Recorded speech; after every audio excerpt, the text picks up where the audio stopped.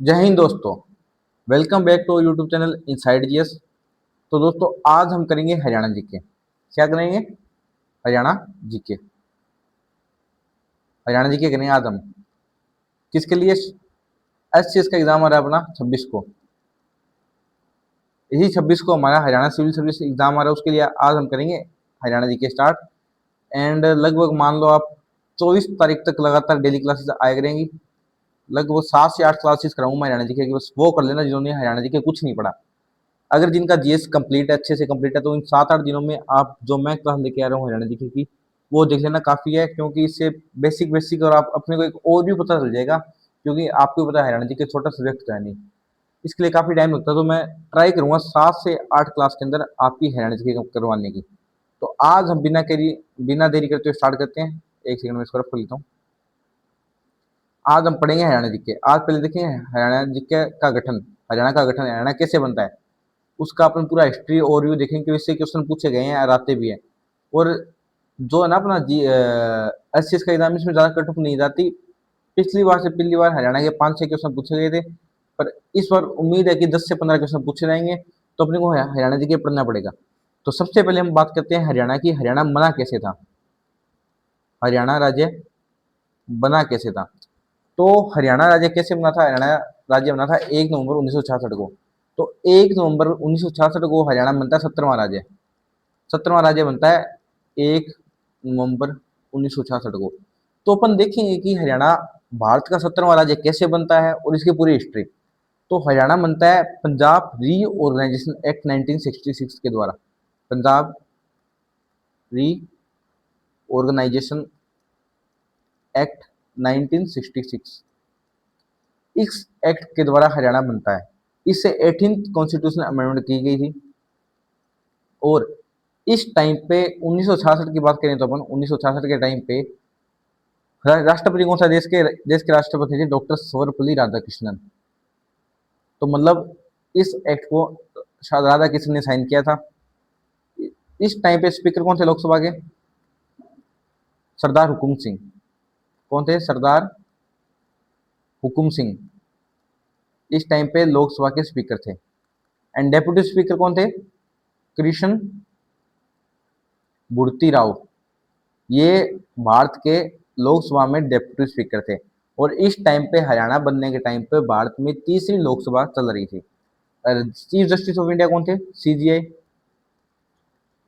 के एस राव। ये मैं बता देता हूँ, कई बार पूछा जाता है कि हरियाणा बनने के टाइम पर देश में कौन सी लोकसभा थी, कौन स्पीकर था, कौन प्रेसिडेंट था, कौन सीजीआई था। एंड इस टाइम पे प्राइम मिनिस्टर कौन था? इंदिरा गांधी। होम मिनिस्टर कौन थे? गुलजारी लाल नंदा। गुलजारी लाल नंदा, ये उस टाइम पे देश के होम मिनिस्टर थे, जिन्होंने पंजाब रीऑर्गेनाइजेशन एक्ट 1966 को प्रपोज किया था।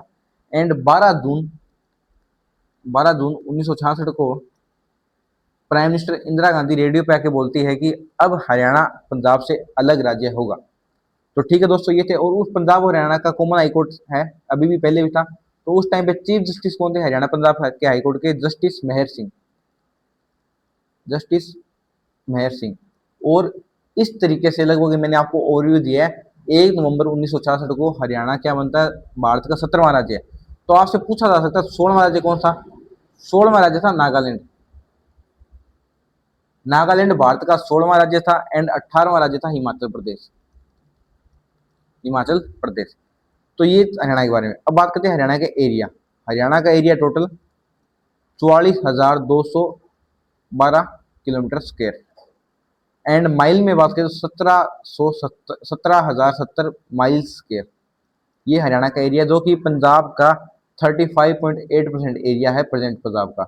मान लो पंजाब में 100 किलोमीटर पर स्क्वायर एरिया, तो उसका 35% यानी 35 किलोमीटर स्क्वायर हरियाणा को दे दिया गया था। एंड पूरे भारत की बात करें तो पूरे भारत का ये कितना 1.3% एरिया है पूरे भारत का हरियाणा का। अब बात करते हैं जब हरियाणा बना, तो उस टाइम पे 7 डिस्ट्रिक्ट थी हरियाणा में। 1 नवंबर 1966 को हरियाणा के अंदर 7 डिस्ट्रिक्ट थे। कौन से थे मैं पेन अलग देता हूँ। तो 7 कौन से थे? इसकी ट्रिक है। हाँ, इसकी ट्रिक है। घर घर जम्मू कश्मीर में। घर जम्मू कश्मीर में। G four Gurgaon. S four Hisar. Ambala, Rohtak, Jind, Karnal and Mahendragarh. तो अपन एरिया वाइज देखें तो सबसे बड़ा था हिसार, हिसार सबसे बड़ा, फिर करनाल, फिर गुरुग्राम, फिर अपना आता है रोहतक, फिर अम्बाला, फिर महेंद्रगढ़ एंड लास्ट अपना जींद। तो उस टाइम पे जींद क्या था, सबसे छोटा था, जो लगभग 2712 किलोमीटर स्क्वायर का था। कितना था जींद, कितना था 2712 किलोमीटर स्क्वायर का था जींद। एंड हिसार उस टाइम पे सबसे बड़ा था, जिसका एरिया था लगभग 13,891 किलोमीटर स्क्वायर। लगभग हरियाणा का आधा हिसार था अकेला। तो ये आपको बता दिया मैंने। अब बात करते हैं अपन हिस्ट्री की कि हरियाणा बना कैसे। तो अपन न्यू पे देते हैं। अब हरियाणा के पास्ट के बारे में बात करते हैं कि हरियाणा 1966 तक मतलब कैसे कैसे आया। तो सबसे पहले बात करते हैं 1858। 1858 में क्या होता है कि हरियाणा पंजाब का पार्ट बनता है, पार्ट ऑफ पंजाब। क्यों? क्योंकि 1857 में क्या होता है, रिवोल्ट होता है, रिवोल्ट ऑफ 1857, जिसमें क्या करता है, पंजाब अंग्रेजों का सपोर्ट करता है, ब्रिटिशर्स का सपोर्ट करता है। तो पंजाब, तो ब्रिटिशर क्या करते हैं, हरियाणा को पंजाब में मिला देते हैं। ये तो 1858 की बात होगी। 1858 से पहले क्या था कि 1858 से पहले हरियाणा किसका पार्ट था, कानपुर प्रेसिडेंसी का पार्ट था हरियाणा, कानपुर जनपद का, जिसकी कैपिटल थी आगरा। डन। फिर क्या होता है कि अब बात करते हैं इससे पहले। तो 1803 में क्या था कि एक ट्रीटी होती है, याद रखना, treaty of Surji Anjangaon, treaty of Surji Anjangaon. ये किसके बीच में होती है, ब्रिटिशर, ब्रिटिशर एंड मराठा के बीच में होती है। तो ब्रिटिशर से कौन रिप्रेजेंटेटिव था, general lake, general lake. And Maratha की तरफ से कौन था, दौलतराव सिंधिया। तो ये याद रखना, मैं ये बताना चाह रहा हूँ कि 1803 में क्या होता है कि हरियाणा का जो सदर्न पार्ट होता है ना, वो होता है ब्रिटिशर के अंडर। तो हरियाणा का जो दक्षिण भाग है वो ब्रिटिशर के अंडर पहले आता है। फिर क्या होता है, 1809 में हरियाणा का उत्तरी भाग ब्रिटिशर के कंट्रोल में आता है। तो 1809 से लेके 10 तक, 9 से 10 तक हरियाणा क्या हो जाता है, ब्रिटिशर के अंडर कंप्लीटली आ जाता है। तो 1809-10 में कौन सी होती है, ट्रीटी ऑफ अमृतसर। ये भी आप याद रखना, 1809 में ट्रीटी ऑफ अमृतसर होती है। एंड 1809-10 में हरियाणा क्या करता है, ब्रिटिशर का पार्ट बन जाता है। तो अब बात करें ब्रिटिशर का, 1809-10 में पार्ट बनता है। तो इस ब्रिटिशर से पहले किसके अंदर आता था हरियाणा, मराठा के अंदर, मराठा के अंडर हरियाणा आता था। तो मैंने बोला कि ब्रिटिशर 1809-10 में इस पे कब्जा कर लेते हैं, हरियाणा पे कंट्रोल कर लेते हैं। तो ब्रिटिशर क्या करते थे, रेजिडेंट को अपॉइंट करते थे, रेजिडेंट को अपॉइंट करते थे। तो हरियाणा में पहला रेजिडेंट कौन था, चार्ल मेटकाफ। ये आप याद रखना, चार्ल्स मेटकाफ। अब मैं आपको बात आता हूँ कि 1805 के करीब, 1805 के करीब हरियाणा को दो भाग में डिवाइड कर दिया जाता है bye general lake, general lake and general Barlow. ये क्या करते हैं, हरियाणा को दो भाग में डिवाइड कर देते हैं। तो एक बात है, पार्ट था इसका inside territory, inside territory, and दूसरा पार्ट था आउटसाइड टेरिटरी, आउटसाइड टेरिटरी। दो इनसाइड टेरिटरी ये स्मॉलर पार्ट है, ठीक है। तो इसमें कौन से आते थे, इसमें आता था अपना समाल खां,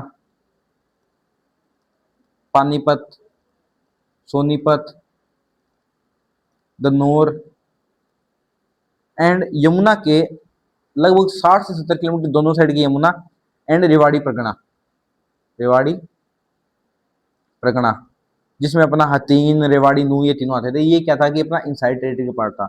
अब बात करें अपन आउटसाइड टेरिटरी का। तो आउटसाइड टेरिटरी क्या, कौन कंट्रोल करता था आउटसाइड टेरिटरी को, जो किंग्स थे ना, किंग्स, जो विश्वसनीय किंग्स थे, जो अंग्रेजों के मतलब वो किंग्स जिन पर अंग्रेजों का विश्वास था, मतलब इन किंग को कौन अपॉइंट करता था, ब्रिटिश अपॉइंट करते थे इनको। तो जैसे एरिया कौन था, होडल, होडल किसको दिया था, होडल दे दिया था मुर्तजा खां को। फिरोजपुर सिरकी, फिरोजपुर जिरका, सिरकी नहीं जिरका, फिरोजपुर जिरका दे दिया था अहमद बख्श खां को। पटौदी तलब खां को। पलवल दे दिया था मोहम्मद अली का अफरीद को। एंड गुरुग्राम एंड करनाल था बेगम समरू खान के पास। रोहतक था, रोहतक कलानौर, झज्जर, बेरी, हांसी, हिसार, ये बम्बू खां के पास थे। तो ये कुछ एरिया थे जो कि आउटसाइड टेरिटरी में आते थे, और आउटसाइड टेरिटरी क्या था, लार्जर पार्ट था। तो ये हिस्ट्री है।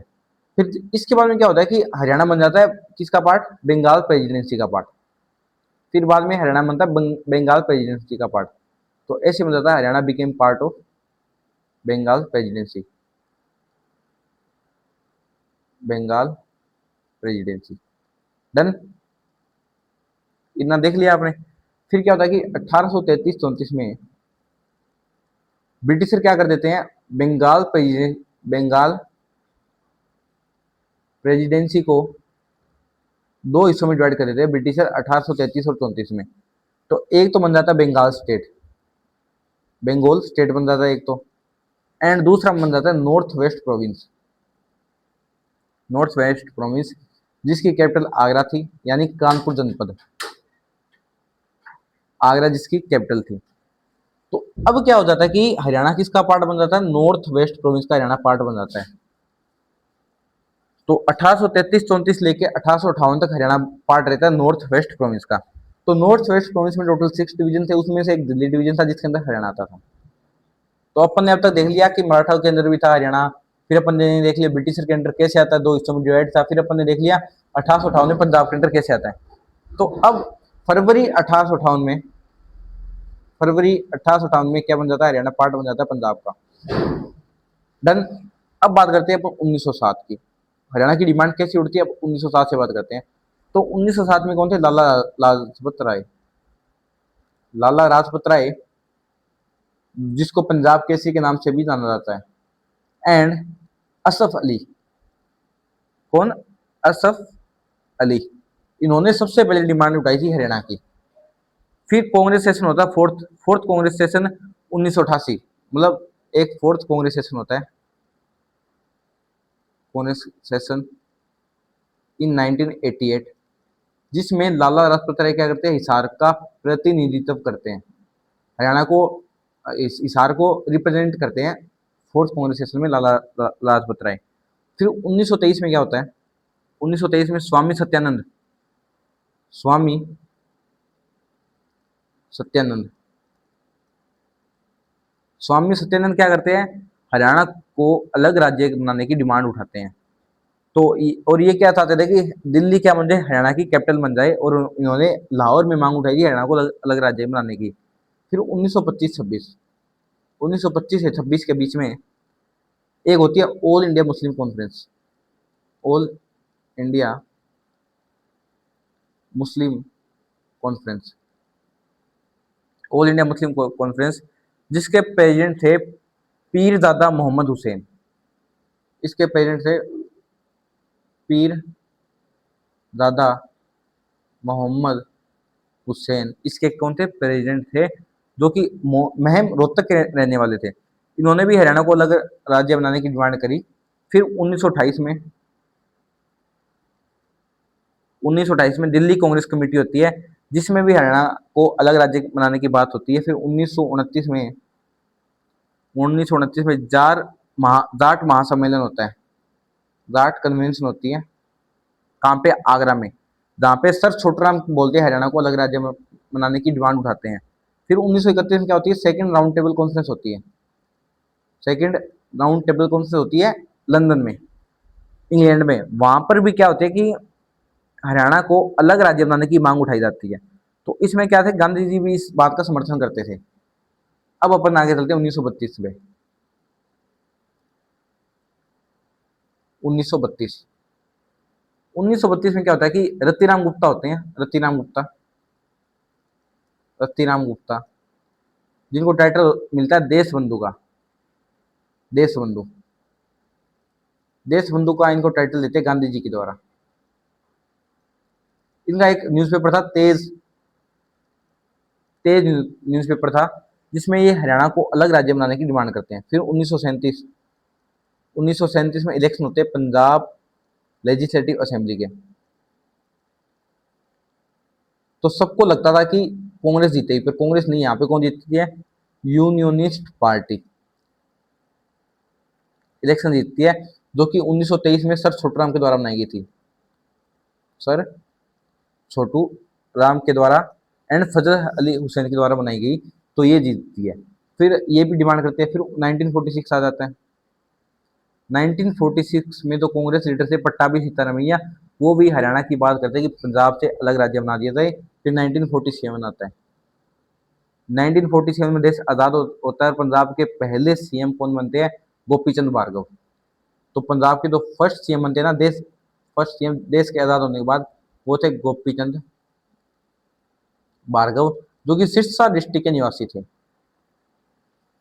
फिर बात करते हैं 1948 की। 1948 में क्या होता है? तारा सिंह, जिनका न्यूज़पेपर था अजीत, इनका अजीत न्यूज़पेपर था, जिसमें वो बोलते हैं पहली बार पंजाबी सुबह वर्ड यूज करते हैं। फिर 1 अक्टूबर 1949 आता है। 1 अक्टूबर, ये ओ अटन नहीं, 1 अक्टूबर 1949, भीमसेन सच्चर, भीमसेन सच्चर एक फॉर्मूला देते हैं, उस फॉर्मूले को सच्चर फॉर्मूले के नाम से भी जाना जाता है। सच्चर फॉर्मूला, जो कि फेल हो जाता है क्योंकि इसमें हिंदी भाषी क्षेत्र वाले मतलब अपोज करते हैं। ये क्या करता है कि जो एरिया ना, उसको 2 में डिवाइड कर देता है। हिंदी भाषी एरिया, हिंदी भाषी एरिया, एंड दूसरा बनाता है ये पंजाबी भाषी एरिया। इसमें भाई साहब क्या कर देते हैं, हिंदी भाषी एरिया में लगभग रोहतक, करनाल, हिसार, गुरुग्राम, नारायणगढ़, जगाधरी, कांगड़ा, ये इसी एरिया में आते हैं। तो हिंदी भाषी एरिया में क्या होगा कि जो प्राइमरी लैंग्वेज होगी ना, वो हिंदी रहेगी, एंड सेकेंडरी लैंग्वेज पंजाबी रहेगी।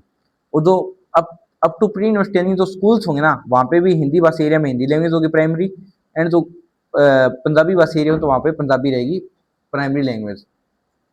तो ऐसे पंजाबी भाषी में था कि पंजाबी भाषी एरिया में क्या था कि जो पंजाबी रहेगी वो प्राइमरी लैंग्वेज, एंड हिंदी रहेगी सेकेंडरी लैंग्वेज। पर ये सिर्फ और सिर्फ गवर्नमेंट स्कूल में था, सिर्फ और सिर्फ गवर्नमेंट स्कूल में ये रूल लागू था। पर इसलिए इसको पंजाबी वो हिंदी भाषी एरिया वाले क्या करते हैं, अपोज करते हैं। फिर आता है अपना 22 दिसंबर, 1953। अब बात करती है सेंट्रल गवर्नमेंट। सेंट्रल गवर्नमेंट क्या करती है, री ऑर्गेनाइजेशन ऑफ स्टेट के बारे में बात करती है, मतलब सभी स्टेटों का री ऑर्गेनाइजेशन कैसे किया जाए। क्योंकि फिर इसके बाद में वो बनाती है फजल अली कमीशन आती है, फजल अली कमीशन। ये 3 मेंबर बॉडी होती है, जिसमें एक फजल अली क्या होते हैं, चेयरमैन होते हैं, बाकी 2 आप मुझे कमेंट में लिख के बताना। तो ये क्या करते हैं, 1955 में पंजाब में जाती हैं। 1955 में पंजाब में जाते हैं, तो वहां पे क्या कहते हैं, जो अकाली दल के लीडर होते हैं ना, अकाली दल के लीडर, वो बोलते हैं कि पंजाब को रिलीजन के, मतलब जो स्टेट है उसको रिलीजन के बेस पे डिवाइड किया जाए। फिर 1955 ही में ये कमीशन पहुंचता है रोहतक, एंड वहां पे मिलते हैं ताऊ देवीलाल से, ताऊ देवीलाल से, जो कि उस टाइम पे क्या थे, प्रेसिडेंट थे हरियाणा संघर्ष कमेटी के, संघर्ष कमेटी के ताऊ देवीलाल प्रेसिडेंट थे। तो ये हरियाणा को अलग राज्य बनाने की डिमांड करते हैं फजल अली कमीशन से। न्यू पे दे देते हैं। 1955 में फजल अली अपनी रिपोर्ट दे देता है। फिर 1956 आता है। 1956 में 7th कॉन्स्टिट्यूशन अमेंडमेंट होती है, एंड ये एक रीजनल फॉर्मूला इंप्लीमेंट करता है हरियाणा पंजाब में। इसमें क्या था कि तो पंजाब है ना, वो बाइलिंगुअल स्टेट है, बाइलिंगुअल स्टेट है, और लैंग्वेज क्या होगी यहाँ पे डिसाइड होगी डिस्ट्रिक्ट लेवल पे। जिस डिस्ट्रिक्ट में जो लेवल लैंग्वेज मेजोरिटी होगी, उसी डिस्ट्रिक्ट की वही लैंग्वेज होगी। तो मतलब लैंग्वेज डिसाइड हो रही है डिस्ट्रिक्ट लेवल पे। जैसे मान लो कोई एग्जांपल ले लो, जैसे सिरसा डिस्ट्रिक्ट है, हिंदी बोलने वाला है, तो वहाँ पे लैंग्वेज क्या रहेगी, हिंदी रहेगी। डन। फिर एक रीजनल कमेटी का डेवलपमेंट होगा, मतलब रीजनल कमेटी बनाई जाएगी, जो कि इक्वल डेवलपमेंट के बारे में, इक्वल डेवलपमेंट के लिए देखेगी। फिर जो भी गवर्नमेंट डिसीजन लेगी ना, वो इस कमेटी को ध्यान में रखते लेगी, जो डिसीजन लेगी उसमें कमेटी का पूरा रोल होगा।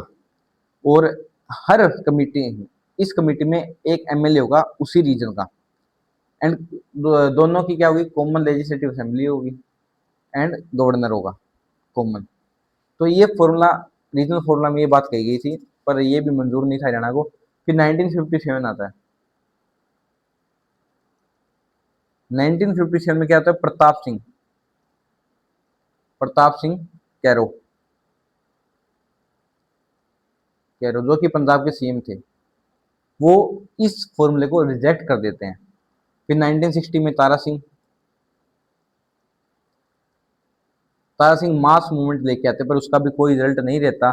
फिर क्योंकि फिर 1965 में इंडो पाकिस्तान वॉर हो जाती है। इंडो पाकिस्तान वॉर हो जाती है तो इस टाइम पे लाल बहादुर शास्त्री अपने देश के प्रधानमंत्री थे। फिर फतेह सिंह क्या करते हैं, फतेह सिंह डिमांड करते हैं कि जब तक हरियाणा पंजाब से अलग नहीं होगा तो वो hunger strike till death start कर देते हैं। मतलब हंगर स्ट्राइक शुरू कर देते हैं जब तक हरियाणा पंजाब अलग अलग नहीं होंगे, हरियाणा नया राज्य नहीं बनेगा। फिर मार्च 1966 की बात होती है। मार्च 1966 मार्च 1966 में क्या होता है कि बाउंड्री कमीशन अपॉइंट किया जाता है। किसके एडवाइस पे बाउंड्री कमीशन बनता है। फिर उससे पहले क्या होता है कि फतेह सिंह क्या मिलते हैं, ताऊ देवदार से मिलते हैं। तो गवर्नमेंट को डर लगने लग जाता है कि अब कुछ बड़ा होगा। तो उससे पहले क्या करते हैं, मार्च में तो वो मिलती है, फिर अप्रैल 1966 में एक बाउंड्री कमीशन बनाते हैं। बाउंड्री कमीशन किसकी एडवाइस पे, सरदार हुकुम सिंह की एडवाइस पे बाउंड्री कमीशन बनाया जाता है, जिसमें 3 मेंबर थे, J C Shah, S Dutta and M Philip. तो ये बाउंड्री कमीशन डिसाइड करते हैं, ठीक है। फिर ये 31 मई को अपनी रिपोर्ट दे देते हैं। 31 मई को रिपोर्ट दे देते हैं, पर ये चंडीगढ़ को डिसाइड नहीं करते किसका पार्ट होगा। फिर 12 जून 1966 को इंदिरा गांधी रेडियो पे आके वो अनाउंसमेंट करती है, वो मैं बता चुका हूँ। फिर 7 सितंबर 1966 को ये पंजाब री ऑर्गेनाइजेशन बिल पास होता है असेंबली में। फिर 18 सितंबर 1966 को साइन किया जाता है डॉक्टर सर्वपल्ली राधाकृष्णन के द्वारा। पर होता क्या है कि पंजाब ये चंडीगढ़ के बारे में कोई डिसीजन नहीं होता। तो लगभग जेसी शाह एंड एम फिलिप ये दोनों बोलते हैं कि चंडीगढ़ होगा ना वो हरियाणा का हिस्सा होना चाहिए। चंडीगढ़ क्या होना चाहिए, हरियाणा का हिस्सा होना चाहिए। इन दोनों ने हरियाणा की फेवर में वोट दिया था, पर ये कुछ बात बनी नहीं। तो मैं कुछ मिसलेनियस फैक्ट बता देता हूँ। जैसे फिर हरियाणा का पहला सीएम कौन था, फर्स्ट सीएम फर्स्ट सीएम थे भगवत दयाल शर्मा। पहले गवर्नर धर्मवीर थे। फर्स्ट डेप्यूटी स्पीकर सनो देवी थी। एंड ज्ञानी गुरमुख सिंह मुसाफिर सीएम होते हैं जब हरियाणा अलग बनता ना 1 नवंबर 1966 को। 1 नवंबर 1966 को हरियाणा नया राज्य बनता है। तो तब पंजाब के सीएम थे ज्ञानी गुरमुख सिंह मुसाफिर। डन। ये हो गया अपना हरियाणा का ओवरव्यू बैकग्राउंड की। हम अपन लगे थे लगभग 1803-4 से लगे थे। उससे पहले भी बात करें कि उससे पहले मराठा के अंडर था। 1803-4 के बाद में अपन ने देखा ब्रिटिशर के अंडर आता है, फिर पंजाब के अंडर आता है।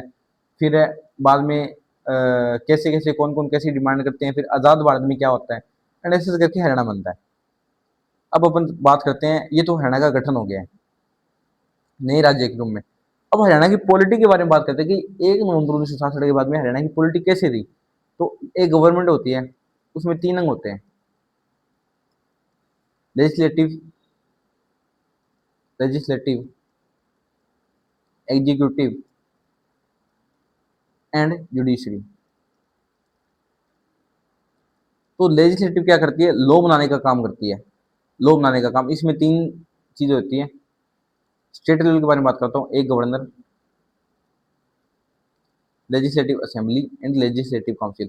तो इंडिया में वैसे यूनिक कैमरलिज्म है स्टेटों में, पर 6 राज्य से जहाँ पे बाई कैमरलिज्म है, वो आप 6 के 6 राज्य कमेंट में बताओगे।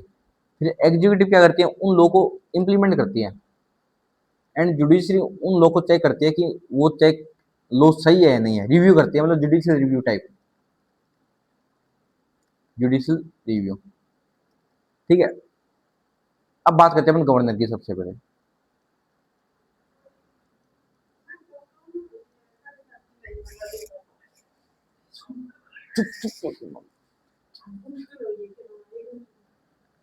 तो अब हम बात करेंगे गवर्नर की।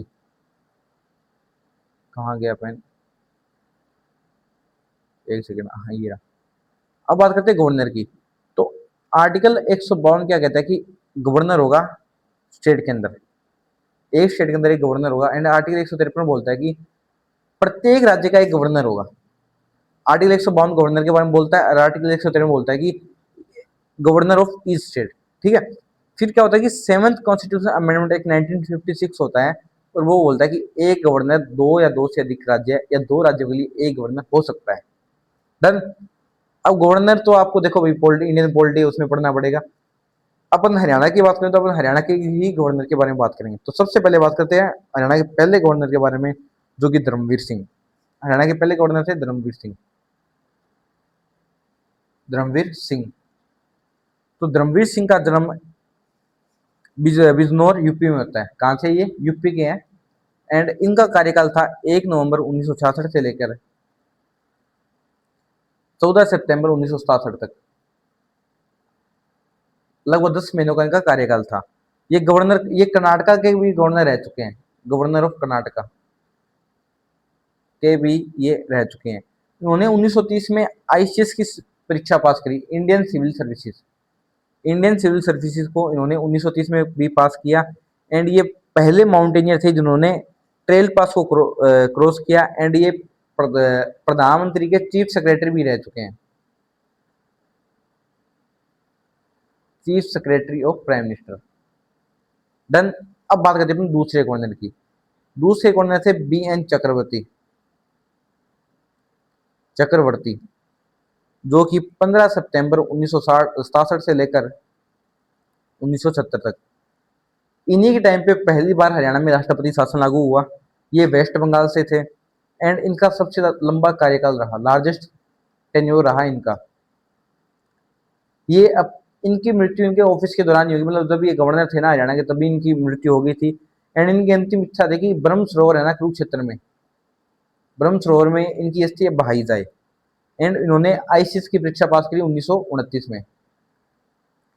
इन्होंने एक बुक भी लिखी जिसका नाम है इंडिया स्पीक्स टू अमेरिका। इन्होंने इंडिया स्पीक्स टू अमेरिका एक बुक भी लिखी, जो कि इंडिया अमेरिका के रिलेशन के बारे में बताती है। ये हाई कमिश्नर भी थे श्रीलंका नीदरलैंड में, हाई कमिश्नर भी रह चुके हैं। कहाँ पे? श्रीलंका एंड नीदरलैंड के अंदर। एंड उच्चाणा, करनाल, करनाल के अंदर उच्चाणा है। एंड वहां पे क्या चक्रवर्ती लेक है, और भिवानी नहर पे भी, मतलब मैं ये कहना चाह रहा हूँ कि इनके नाम पे एक तो उच्चाणा करनाल के अंदर, उच्चाणा करनाल के अंदर इनके नाम पे लेक है, एक भिवानी के अंदर नहर है, वो भी इनके नाम पर है। फिर अपने तीसरे आते हैं are S Narula. Are S Narula जो कि चीफ जस्टिस भी है पंजाब हरियाणा के, chief justice of Punjab and Haryana court भी रह चुके हैं। फिर चौथे गवर्नर आते हैं जस जयसुख लाल हाथी। जयसुख लाल हाथी ये हरियाणा के चौथे गवर्नर हैं। एंड इन्हीं के टाइम पे सेकंड टाइम राष्ट्रपति शासन लागू हुआ हरियाणा में। एंड ये कॉन्स्टिट्यूंट असेंबली के भी मेंबर रह चुके हैं। पांचवें आते हैं अपने एच एस बराड़। ये पंजाब से थे। हरचरण बराड़ मतलब पंजाब से थे। फिर आते हैं अपने सुरजीत सिंह संधवालिया। सुरजीत सिंह संधवालिया ये हरियाणा के छठे गवर्नर थे, और ये पंजाब और हरियाणा हाईकोर्ट के चीफ जस्टिस भी रह चुके हैं। सातवें अपने आते हैं जी डी तापसे, मतलब गणपत देव तापसे। फिर आठवें हरियाणा के गवर्नर होते हैं सैयद मुजफ्फर हुसैन बर्नी। सैयद मुजफ्फर हुसैन बर्नी ये हरियाणा के आठवें गवर्नर से। नौवें गवर्नर हरियाणा के होते हैं हरि आनंद बुराड़ी। 10वें गवर्नर होते हैं धनिक लाल मंडल। 10वें होते हैं धनिक लाल मंडल। हरियाणा के 10वें गवर्नर बनते हैं, जिनके टाइम पे तीसरी बारी प्रेसिडेंट रूल लगा हरियाणा में। अब अपन न्यू पेज पे चलते हैं। हरियाणा के 11वें गवर्नर बनते हैं महावीर प्रसाद। महावीर प्रसाद। हरियाणा के 12वें गवर्नर बनते हैं बाबू परमानंद। बाबू परमानंद। 13वें गवर्नर बनते हैं ओम प्रकाश वर्मा, जिनका सबसे समालिस्ट कार्यकाल था। एंड ये गुरुमुक्तेश्वर से बिलोंग करते हैं। 14 में गवर्नर थे अपने ए आर किडवई, 15 में थे जगन्नाथ पहाड़िया, 16 में थे कैप्टन सिंह सोलंकी, 17 में थे सत्यदेव नारायण आर्य, 18 में थे बंडारू दत्तात्रेय जो कि देहराबाद से थे, एंड 19 में थे असीम कुमार घोष जो कि प्रेजेंट में है। तो हरियाणा में अब तक कौन सा गवर्नर है? 19वां गवर्नर जिसका नाम है असीम कुमार घोष। स्पेलिंग आप देख लेना भाई, असीम कुमार घोष। तो कुछ लोगों ने बोला कि सर आपकी राइटिंग अच्छी नहीं है, मतलब आप पीडीएफ लेके आया करो, तो पीपीटी से पढ़ाने का मजा नहीं आता। तो ऐसे में लिखता तो आप लिखूंगा तो आपको भी लिखना पड़ेगा, तो आपको रिवाइज होगा, वरना आप प्रिंट आउट निकलवा लोगे फिर फायदा नहीं है। अब अपन ऐसे व्यक्ति की बात करते हैं हरियाणा के, ऐसे पर्सन जो कि दूसरे राज्य में गवर्नर है, जो कि अदर स्टेट के गवर्नर रह चुके हैं। पहले आता है अपना रणजीत सिंह दयाल, जो कि ये रणजीत सिंह दयाल ये हरियाणा से बिलोंग करते हैं, कुरुक्षेत्र से हैं ये, एंड ये गवर्नर रह चुके हैं पौंडीचेरी के, लेफ्टिनेंट गवर्नर रह चुके हैं पौंडीचेरी की 1988 से 90, एंड 1990 से फिर अंडमान एंड निकोबार के। फिर दूसरे आते हैं अपने चंद्रावती देवी, चंद्रावती देवी जो कि चरखी दादरी से बिलोंग करती है। ये पहली फीमेल एडवोकेट थी, फर्स्ट फीमेल एडवोकेट। जब पंजाब का हिस्सा था ना हरियाणा, तब की बात आ रहा हूँ, फर्स्ट फीमेल एडवोकेट और पंजाब बोल लो, ठीक है। एंड ये 1954 में एमएलए बनती है पेप्सू से। ये पहली महिला एमएलए थी। फिर ये 1977 से लेके फर्स्ट एमपी बनती है भिवानी से, पहली महिला एमपी भिवानी से बनती है 1977 में। इन्हों तब इनके खिलाफ कौन खड़े हुए थे? बंसीलाल। 1977 में भिवानी से एमपी बनती है, उनके अपोनेंट थे बंसीलाल। फिर 1982 में ये हरियाणा लेजिस्लेटिव असेंबली में लीडर ऑफ अपोजिशन में बनती है, अपोजिशन। फिर 1990 में बनती है lieutenant governor of Pondicherry, and ये हरियाणा में फेमस होती है बुआजी के नाम से भी। किसके नाम से? बुआजी के नाम से चंद्रावती देवी को जाना जाता है। फिर अब अपन बात करते हैं तीसरे पर्सन की। तीसरा पर्सन है भगवत दयाल शर्मा, जो कि जज्जर से हैं। कौन? भगवत दयाल शर्मा, जो कि जज्जर से बिलोंग करते हैं, एंड ये उड़ीसा एंड एमपी के गवर्नर रह चुके हैं। फिर चौथा आता अपना सुल्तान सिंह, जो कि सोनीपत से बिलोंग करते हैं, एंड त्रिपुरा के गवर्नर बनते हैं। फिर आता है प्रोफेसर गणेशी लाल, जो कि सिरसा डिस्ट्रिक्ट से हैं, एंड उड़ीसा के गवर्नर रह चुके हैं। फिर छठा आता है अपना आचार्य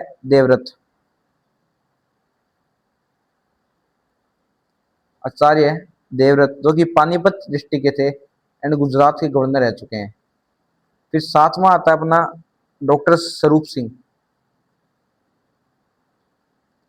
जो कि रोहतक गांव से हैं, एंड इन्होंने बीए ऑनर्स किया है कहां से? रामजस कॉलेज से। इन्होंने रामजस कॉलेज से बीए ऑनर्स किया है।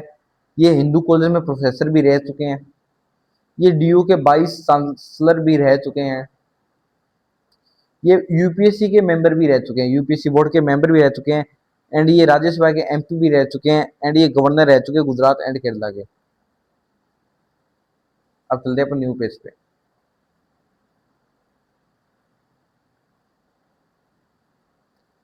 अब बात करते हैं अपन 8वें पर्सन की, जिसका नाम था सुरजीत सिंह बरनाला, जो कि महेंद्रगढ़ के निवासी है, एंड पंजाब के सीएम भी रह चुके हैं, सीएम ऑफ पंजाब 1985 से 87। एंड पहले तो गवर्नर थे उत्तराखंड के 2000 में, तो गवर्नर रह चुके हैं उत्तराखंड के, तमिलनाडु के, पुडुचेरी के। तो जब उत्तराखंड 2000 में अलग राज्य बना था, तो उत्तराखंड के पहले गवर्नर कौन थे? सुरजीत सिंह बरनाला। तो इस पे आपसे कई ये क्वेश्चन बन सकता है कि हरियाणा का एक ऐसा कौन सा व्यक्ति था जो कि उत्तराखंड, तमिलनाडु, पुडुचेरी का गवर्नर भी रह चुके हैं और पंजाब के सीएम भी रह चुके हैं, सुरजीत सिंह बरनाला उस समय। तो आपको सुरजीत सिंह बरनाला को टिक करना है। फिर अपने 9वां पर्सन है चौधरी रणधीर सिंह, जो कि सोनीपत से हैं। कहाँ से? सोनीपत से। ये सिक्किम के गवर्नर रह चुके हैं।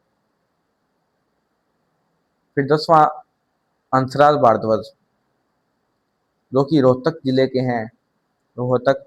एंड ये कर्नाटका एंड केरला के गवर्नर रह चुके हैं। फिर लास्ट 11वां, ओम प्रकाश शर्मा, ओम प्रकाश शर्मा, जो कि नागालैंड के गवर्नर रह चुके हैं, नागालैंड के गवर्नर। डन। तो ये हरियाणा के क्या थे? गवर्नर की लिस्ट थी, जो कि इंपॉर्टेंट थी। जो सभी नाम तो देखो कोई याद नहीं रख सकता, तो इंपॉर्टेंट इंपॉर्टेंट नाम बताए ना मैंने, जिनके बारे में आपको इन्फॉर्मेशन दी है, वो आप याद रखना, ठीक है। अब अपन बात करते हैं हरियाणा में जब प्रेसिडेंट रूल लगा तब। प्रेसिडेंट रूल हरियाणा में 3 बार लगा है। तो पहली बार कब लगा? First time. उस टाइम पे भारत के मतलब कितनी बार लगा? 3 बार। First, second and third. उस समय भारत के पीएम कौन थे? उस समय हरियाणा के सीएम कौन थे? उस समय देश का राष्ट्रपति कौन था? एंड उस समय हरियाणा के गवर्नर कौन थे? तो पहली बार लगा था 21 नवंबर 1967 से लेके 21 मई 1968 तक पहली बार हरियाणा में राष्ट्रपति शासन होगा, जो कि सबसे लंबे समय तक था। एंड इसके बाद में, चलो ये बाद में बताऊंगा। तो इस टाइम पे अपने पीएम थे इंदिरा गांधी। इंदिरा गांधी। हरियाणा के सीएम कौन थे? राव वीरेंद्र सिंह। राव वीरेंद्र सिंह। एंड देश के राष्ट्रपति कौन थे? Doctor Zakir Hussain. And governor कौन थे हरियाणा के? बीएन चक्रवर्ती। चक्रवर्ती। एंड जब फर्स्ट प्रेसिडेंट रूल खत्म हुआ हरियाणा के, उसके बाद में हरियाणा के सीएम कौन बनते? बंसीलाल। बंसीलाल, जो कि 41 साल की उम्र में मात्र सीएम बन जाते हैं, तो ये हरियाणा के यंगेस्ट सीएम भी रह चुके हैं। फिर दूसरी बार राष्ट्रपति शासन लगता है 30 अप्रैल 1977 से लेके 20 जून 1947 को 30 दूसरी बार राष्ट्रपति शासन लगता है। इस टाइम पे पीएम कौन थे? मोरारजी देसाई। हरियाणा के सीएम कौन थे? बनारसी दास गुप्ता। गुप्ता। एंड देश के राष्ट्रपति कौन थे? BD Jatti. एंड हरियाणा के गवर्नर कौन थे? जय सुखलाल आती।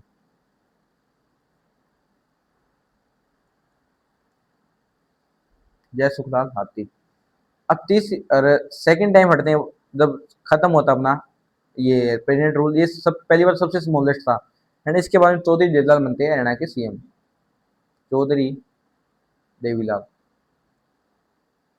अब तीसरी बार में बात करते हैं। तीसरी बार लगता है अप्रैल 1991 से लेके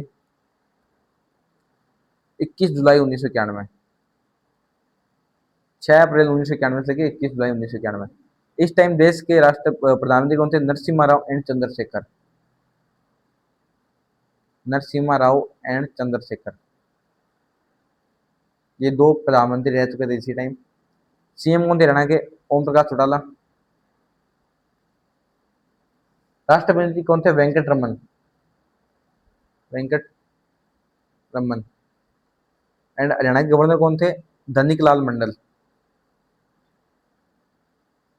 धनिक लाल मंडल।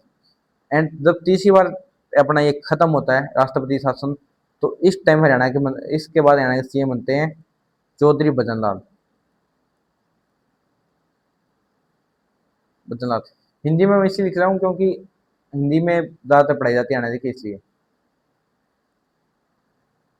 अब अपन बात करते हैं हरियाणा की लेजिस्लेटिव असेंबली के बारे में। Legislative assembly of Haryana.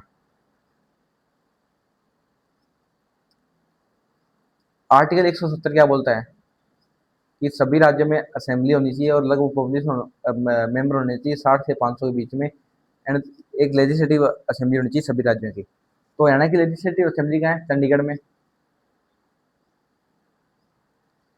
अब हरियाणा में 90 एमएलए हैं। चंडीगढ़ असेंबली जो हरियाणा की लेजिस्लेटिव असेंबली है, इसके आर्किटेक्ट का नाम क्या है? ली कार्बूजियर, जो कि फ्रांस के हैं। एंड इसका जो कमर्शियल गेट है ना, commercial gate, commercial ceremonial gate sorry, जो लेजिस्लेटिव असेंबली का मेन सेरिमोनियल गेट है वो भी फ्रेंच ने गिफ्ट किया था हरियाणा को।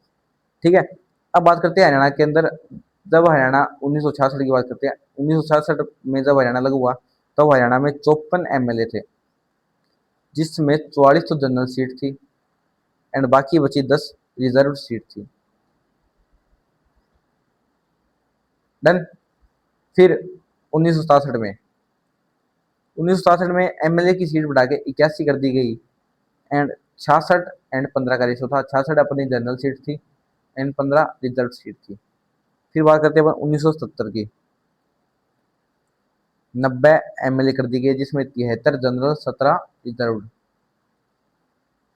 फिर 2026 में अब आगे डिलिमिटेशन होगा, तब हरियाणा में 126 एमएलए हो जाएंगे। ये याद रखना, ये होने वाला है। तो जनरल सीट रिजर्व सीट में क्या डिफरेंस है कि जनरल सीट में तो जो रिजर्व कैटेगरी का बंदा है वो भी इलेक्शन लड़ सकता है, पर रिजर्व कैटेगरी में सिर्फ उसी कैटेगरी का बंदा इलेक्शन लड़ेगा। ठीक है, एंड हरियाणा में टोटल 3 बार डिलिमिटेशन हुई है अभी तक। अब बात करिए हरियाणा की रिजर्व सीट कौन सी है।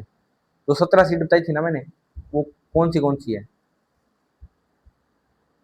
Reserved seat of Haryana. पहली है कालावाड़ी, जो कि सिरसा डिस्ट्रिक्ट में है। दूसरी है रतिया, जो कि फतेहाबाद डिस्ट्रिक्ट में है, जो कि सबसे बड़ी रिजर्व सीट है। ठीक है, तीसरी है खरखोदा,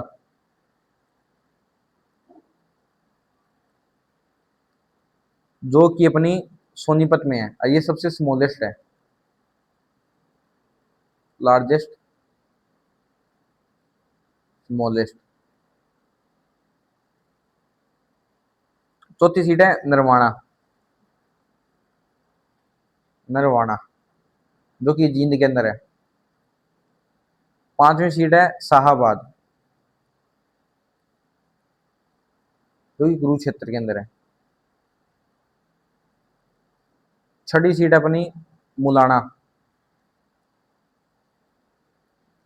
जो कि अंबाला के अंदर है। सातवीं सीट अपनी साडोरा, जो कि यमुनानगर के अंदर है। आठवीं सीट है इसराना,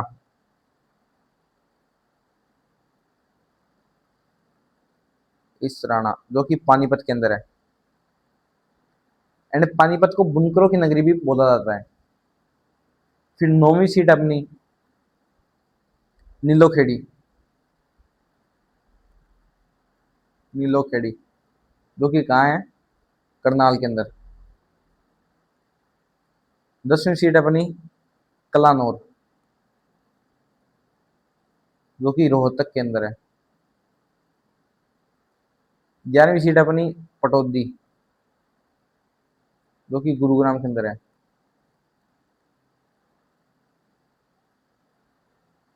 12वीं सीट अपनी बावड़,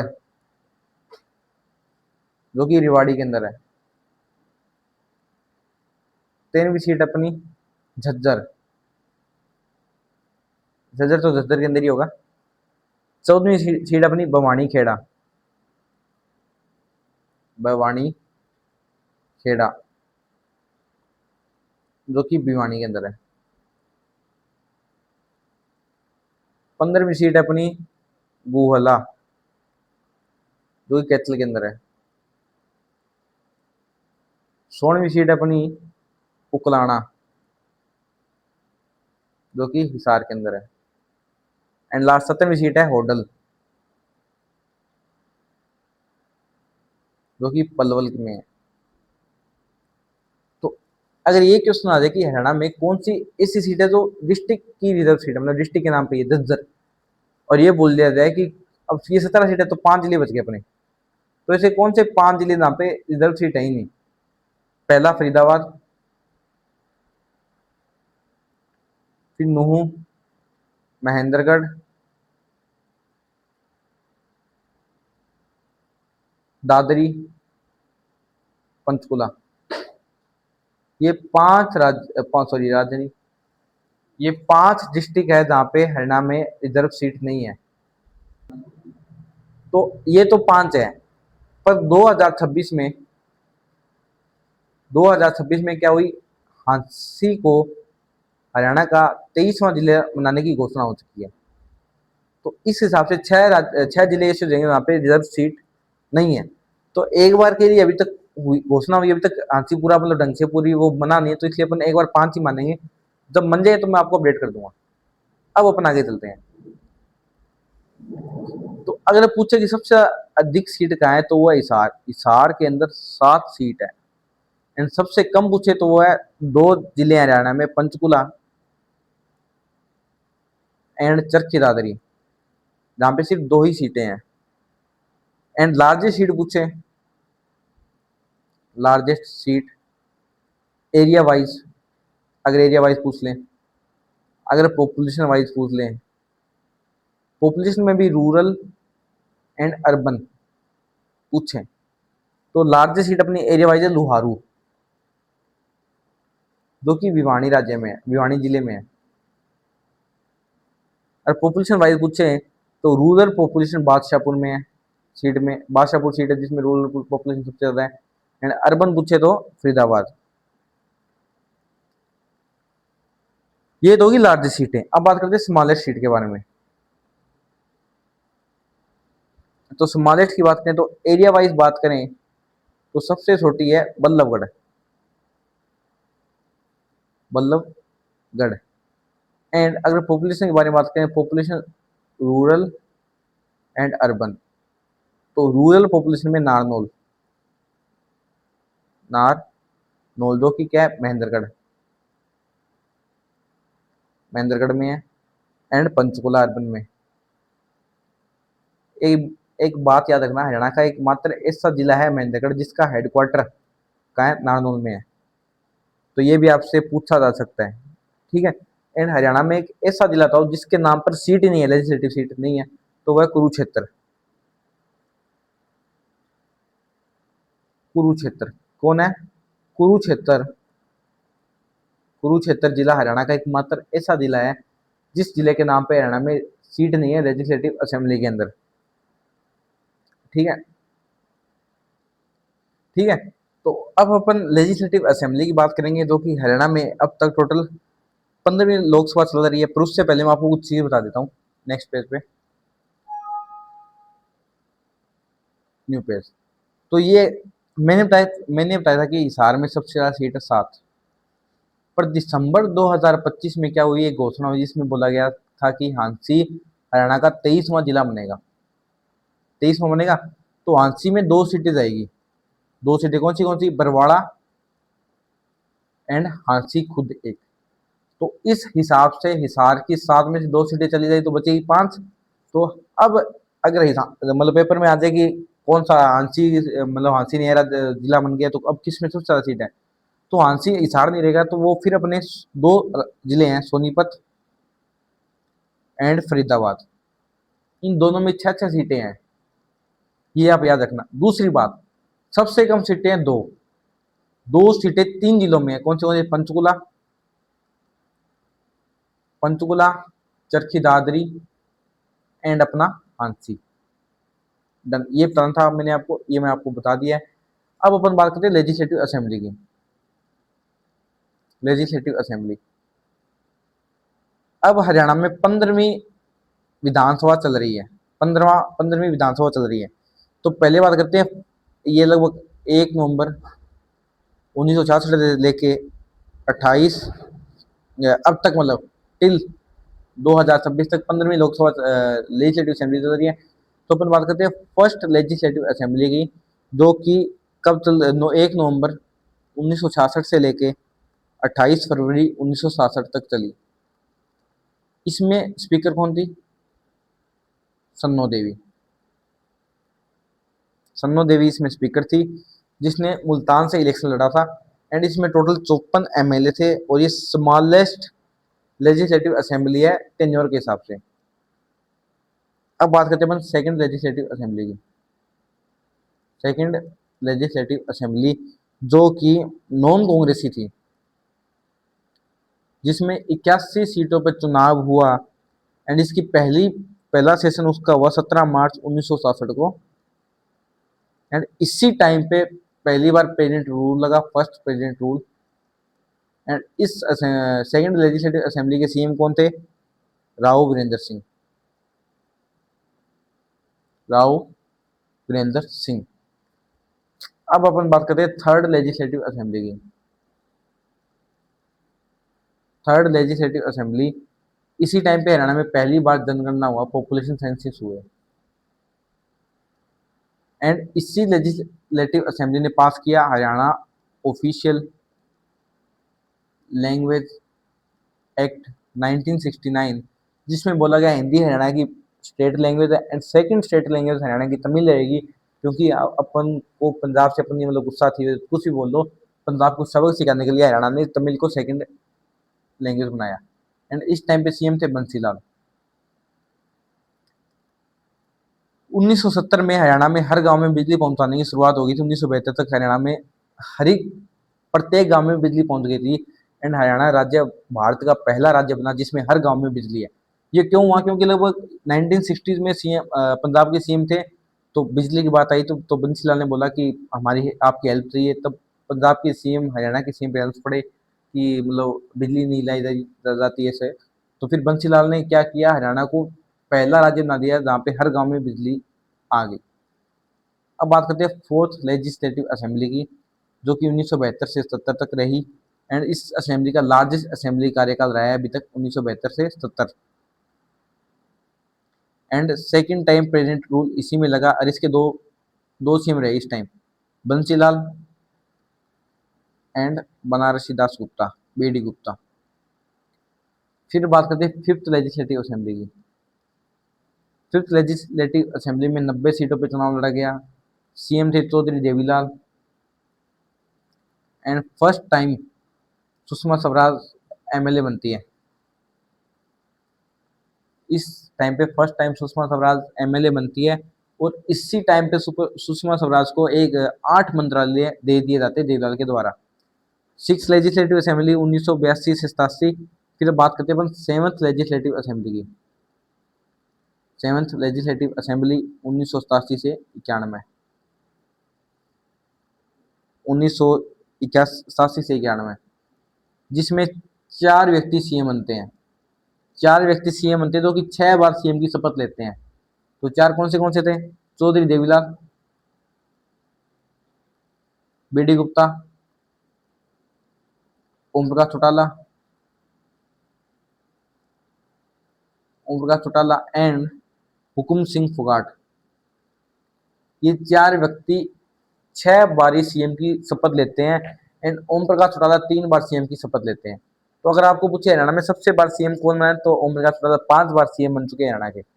अब बात करते हैं अपन एट्थ लेजिस्लेटिव असेंबली की। इस टाइम पे क्या हुआ कि पानीपत को दूसरी बार जिला बनाया गया। ये याद रखना आप कि कौन सी लेजिस्लेटिव असेंबली के टाइम पे पानीपत को दूसरी बार जिला बनाया गया। तो एट्थ। इस टाइम पे सीएम कौन थे? भजनलाल, जिनको चाणक्य के नाम से भी जाना जाता है, नोन एज चाणक्य। अब बात करते हैं नाइन्थ लेजिस्लेटिव असेंबली की, जो कि 1996 से 99 तक रही, जिसके सीएम बंसीलाल थे। तो बंसीलाल क्या लेके आते हैं? अल्कोहल प्रोहिबिशन बिल, जो कि 1996 में लेके आते हैं। एंड 98 में इसको बंद कर दिया, खत्म कर दिया जाता है इस बिल को, क्योंकि शराब इलीगल तरीके से आने लगी थी हरियाणा में। फिर बात करते हैं 10th लेजिस्लेटिव असेंबली की, जिसमें सीएम श्री ओम प्रकाश चौटाला थे 2000 से 2005 तक रही। फिर बात करते हैं 11th की। 11th में सीएम थे चौधरी भूपेंद्र सिंह हुड्डा।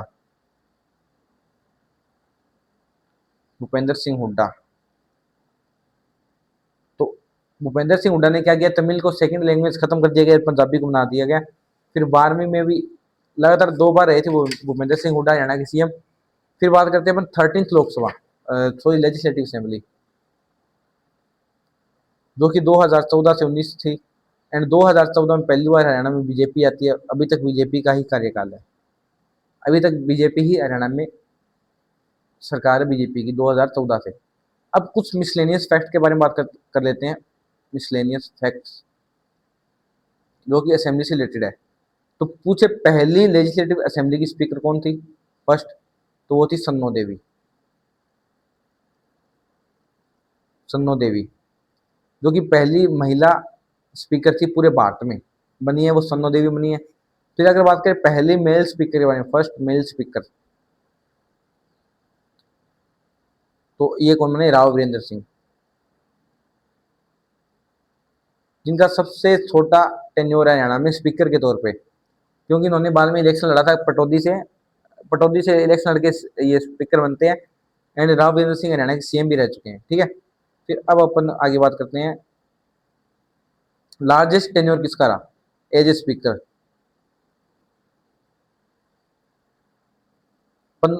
ये रहा तारा सिंह का, 5 year 15 days.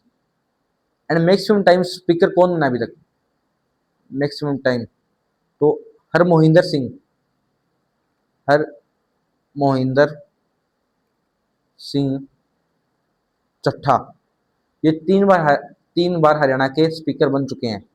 And present time पे स्पीकर कौन है, हरविंदर सिंह,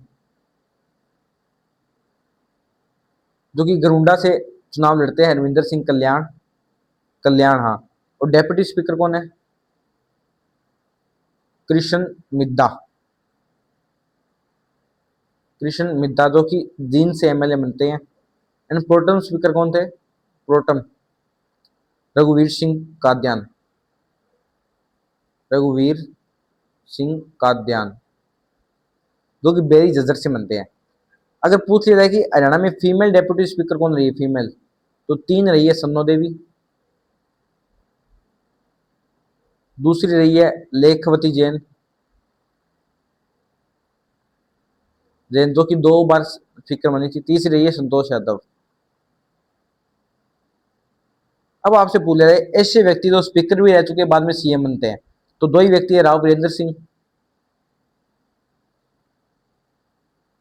एंड बीडी गुप्ता, यानी बनारसी दास गुप्ता। तो ये अपना लेजिस्लेटिव असेंबली होता है डन। अब अपन बात करेंगे चीफ मिनिस्टर ऑफ हरियाणा। अब बात करेंगे हरियाणा के चीफ मिनिस्टर के बारे में। तो आर्टिकल 163 एंड आर्टिकल 164। आर्टिकल 163 बोलता है कि जो गवर्नर है ना वो काउंसिल ऑफ मिनिस्टर की एडवाइस पे काम करेगा, जो कि council of minister headed by CM. And article 164 बोलता है कि गवर्नर अपॉइंट करेगा काउंसिल ऑफ मिनिस्टर को, सीएम के कहने पे कौन से मिनिस्टर को काउंसिल ऑफ मिनिस्टर का पार्ट बनाएगा ये। तो अब हरियाणा के चीफ मिनिस्टर के बारे में बात करें, तो पहले बनते हरियाणा के चीफ मिनिस्टर पंडित भगवत दयाल शर्मा, भगवत दयाल शर्मा। इनका जन्म 26 जनवरी 1918 को होता है, हरियाणा के बेरी गांव में झज्जर में होता है। इनका टेन्योर रहता है, टेन्योर 1 नवंबर 1966 से लेके 23 मार्च 1967 तक इनका टेन्योर रहता है। ये मेंबर भी रहते हैं, मेंबर भी बने हुए किसके, member of all India labour representative council, के ये मेंबर भी रह चुके हैं। ये गवर्नर रह चुके हैं उड़ीसा एंड एमपी के, governor of Orissa and MP. तो इन्होंने क्या किया था कि एमपी के गवर्नर हाउस में इन्होंने सावित्री कुंज बगीचे का निर्माण भी करवाया गया, जो इनकी वाइफ के नाम पे था। ये भी पूछ ले तो ये याद रखना, ठीक है। रोहतक मेडिकल यूनिवर्सिटी यानी PGIMS इन्हीं के नाम पे रखी गई है। एंड ये पंजाब कांग्रेस कमेटी के हेड भी रह चुके हैं, head of Punjab Congress committee. Done. अब बात करते हैं दूसरे, हरियाणा के दूसरे सीएम बने राव वीरेंद्र सिंह, जिनका जन्म 20 फरवरी 1921 को होता है नांगल पठानी में। इन्होंने एजुकेशन करी अपनी सेंट स्टीफन कॉलेज दिल्ली से, सेंट स्टीफन कॉलेज दिल्ली। इन्होंने वर्ल्ड वॉर सेकंड के टाइम पे ज्वाइन की थी टेरिटोरियल आर्मी को। टेरिटोरियल आर्मी को ज्वाइन किया वर्ल्ड वॉर सेकेंड टाइम पे, किसकी पोस्ट पे, कैप्टन की पोस्ट पे। और इनका टेन्योर था 24 मार्च 1967 से लेकर 20 नवंबर सॉरी 2 नवंबर 1967। राव वीरेंद्र सिंह ने 1967 में क्या किया था, 1967 में अपना पहला इलेक्शन लड़ा था। कहाँ से, इन्होंने अपना पहला इलेक्शन लड़ा था पटौदी से, गुड़गांव, वहां से एमएलए बनते हैं। एंड ये पहले मेल स्पीकर भी थे, ये भी बताया गया है, और ये पहले नॉन कांग्रेस सीएम थे, नॉन कांग्रेस सीएम भी यही बने थे। एंड इन्होंने स्टेब्लिश की थी greater Haryana party, greater Haryana party Rao Virendra Singh ने स्टेब्लिश की थी। इनका इस पार्टी का चुनाव चिन्ह था उगता सूरज, ये भी आप ध्यान रखना। और ये पहली हरियाणा की रीजनल पार्टी थी जो बाद में 1978 में कांग्रेस के साथ मर्ज हो जाती है। एंड इनको बोला जाता है अहीर वालों का पुरोधा, अहीरवाल का पुरोधा भी राव वीरेंद्र सिंह को बोला जाता है। अहीरवाल का पुरोधा राव वीरेंद्र सिंह को बोला जाता है। एंड इन्होंने एक नाम दिया था आया राम गया राम, क्योंकि आया राम गया राम एक मिनिस्टर था जो कि बहुत बार अपनी मतलब पार्टी चेंज कर चुका था, तो इसलिए। एंड 1980 में ये सेंट्रल मिनिस्टर बनते हैं, फिर 2009 में इनकी डेथ हो जाती है। अब बात करते हैं अपन तीसरे मिनिस्टर की, सीएम की, चौधरी बंसीलाल, चौधरी बंसीलाल, जिनका जन्म 26 अगस्त 1927 भिवानी में होता है। और ये हरियाणा के सबसे यंगेस्ट सीएम थे, लगभग 41 साल की उम्र में। इनका टेन्योर 1968 से 72 एंड 72 से 75। और ये हरियाणा के टोटल 4 बार सीएम बन चुके हैं। लगातार 2 बार सीएम बनने वाले पहले भी यही थे। इन्होंने क्या किया गया, इनके टाइम पे सबसे ज़्यादा डिस्ट्रिक्ट हरियाणा के इन्हीं के टाइम पे बने हैं, मैक्सिमम नंबर ऑफ डिस्ट्रिक्ट इन्हीं के टाइम पे बने हैं। हरियाणा के कौन से, भिवानी, सोनीपत, सिरसा, कुरुक्षेत्र, फतेहाबाद, झज्जर, ये आप याद रखना। भिवानी, सोनीपत, सिरसा, कुरुक्षेत्र, फतेहाबाद, झज्जर। 1970 में मैंने बिजली वाला बता दिया गया था आपको, बिजली इन्होंने हर गांव में पहुंचाने की शुरुआत करी। इन्होंने एक हाईवे टूरिज्म मॉडल को भी प्रपोज किया, हाईवे टूरिज्म मॉडल। इन्होंने हरियाणा विकास पार्टी की स्थापना करी, हरियाणा विकास पार्टी की इन्होंने स्थापना करी, जिसका सिंबल था लड़का लड़की। इन्होंने खाद्य एंड विलेज इंडस्ट्रीज को भी बढ़ावा दिया। इन्हें भागीरथ के नाम से भी जाना जाता है, भागीरथ राजा, भागीरथ राजा ऑफ हरियाणा। अगर पूछ ले आपसे भागीरथ राजा ऑफ हरियाणा कौन थे, बंसीलाल थे। 1975 से 77 के बीच तक इन्होंने defence ministry, defence minister and rail minister के तौर पे काम किया देश में। मतलब काउंसिल, ये सेंट्रल काउंसिल मिनिस्टर जब पार्ट रह चुके as a defence minister and rail minister. Then फिर उन्होंने क्या किया, 1966 में अल्कोहल, 1996 में अल्कोहल प्रोहिबिशन बिल, ये भी बताया था मैंने। और ये हरियाणा के पहले सीएम थे जो इसराइल के दौरे पे भी गए थे। एंड इन्होंने चंडीगढ़, चंडीगढ़ को पंजाब में मिलाने के खिलाफ प्रदर्शन भी किया गया। और 1969 में इन्हीं के कार्यकाल के दौरान तमिल को हरियाणा की सेकंड स्टेट ऑफिशियल लैंग्वेज का दर्जा दिया गया। और इनको कई नाम से जानते हैं, जैसे विकास पुरुष, विकास पुरुष हो गया, लोह पुरुष हो गया, शिल्पी, शिल्पकार, ये इनके कुछ टाइटल्स हैं। और इनकी 2006 में मृत्यु हो जाती है। फिर बात करते हैं अपन चौथे सीएम के। चौथे सीएम कौन थे, बीडी गुप्ता, बनारसी दास गुप्ता, जो 1917 में बोर्न होते हैं, कहाँ पे, भिवानी में। इन्होंने जींद रियासत को स्थापित किया। एंड ये हरियाणा के सीएम भी रह चुके हैं, हरियाणा के CM, deputy CM and speaker, तीनों रह चुके हैं हरियाणा के। इन्होंने न्यूज़पेपर भी पब्लिश किए हैं खुद के, हरियाणा केसरी एंड अपना देश, अपना देश, ये इनके 2 न्यूज़पेपर हैं। एंड इन्होंने बुक लिखी पंचायती राज क्यों और कैसे। एक बुक लिखी पंचायती राज राज क्यों और कैसे, ये इन्होंने एक बुक लिखी है।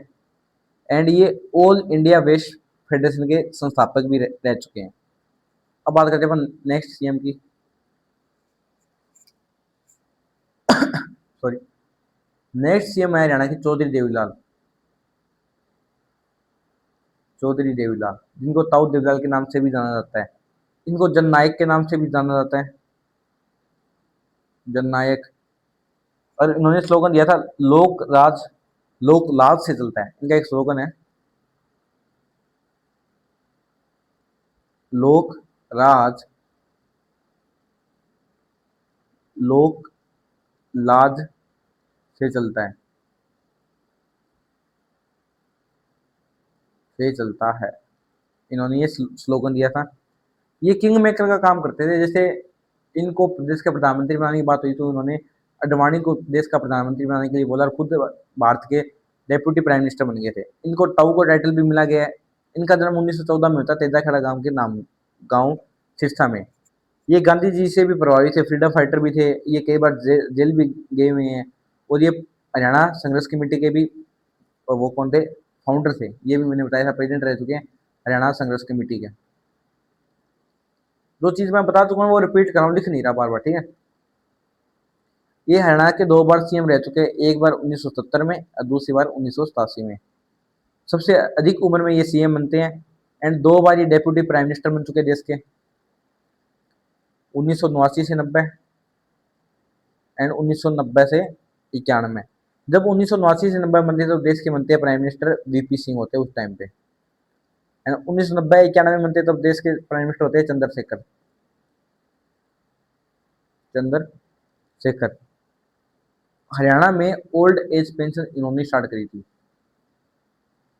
पेंशन इन्होंने स्टार्ट करी 1987 में, 100 रुपए। देन 1988 में इन्होंने किसानों का लोन माफ किया था। 1966 में ये नेशनल लोकदल को फाउंड करते हैं। 1996 में, सॉरी मैं 66 बोल दिया तो, क्योंकि हरियाणा में 1966 को बना तो स्टार्टिंग में बात हुई तो बस वही इसलिए बोला गया। 1996 में ये नेशनल नेशनल लोकदल पार्टी की स्थापना करते हैं। एंड ये फर्स्ट प्रेसिडेंट बनते हैं हरियाणा खादी एवं ग्राम उद्योग बोर्ड के। चौधरी देवीलाल पहले प्रेसिडेंट बनते हैं हरियाणा खादी एवं ग्राम उद्योग बोर्ड के। और इनकी समाधि स्थल का है संघर्ष घाट, न्यू दिल्ली में। अब बात करते हैं अगले सीएम की, छठा सीएम। छठा सीएम हुआ चौधरी भजनलाल, चौधरी भजनलाल, जो कि सेंट्रल मिनिस्टर भी रह चुके हैं, इन्वायरमेंट मिनिस्ट्री इन्हीं के अंडर भी रह चुकी है। इनका जन्म 1930 पंजाब में होता है। जो इनका जन्म होता है 1930 इन कोर्नवाली,